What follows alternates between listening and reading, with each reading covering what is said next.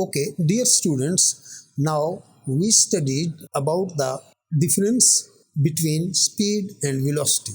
That you should know that what are the difference between speed and velocity. First of all, we have to write the definition of both physical quantities, which is rate of distance covered by the body is called speed, as rate of displacement covered by the body is called velocity. Number 2, it has no direction, it has particular direction. It is a scalar quantity because speed has no direction, but it is a vector quantity because the velocity has particular or definite direction.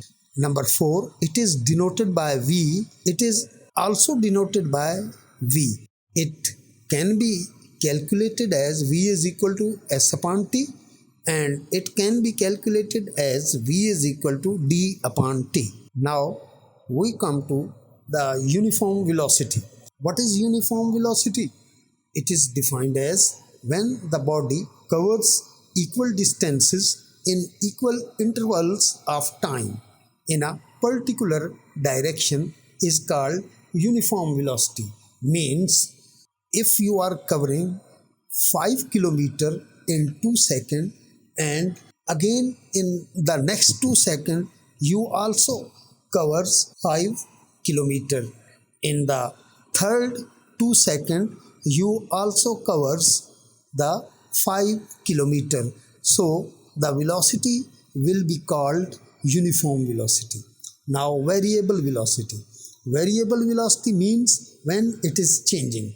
So it is defined as when the body covers unequal distances in unequal intervals of time in a particular direction called variable velocity.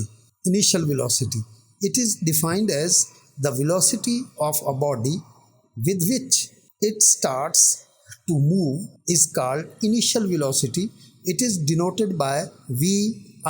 When the body moves from rest, Vi is 0.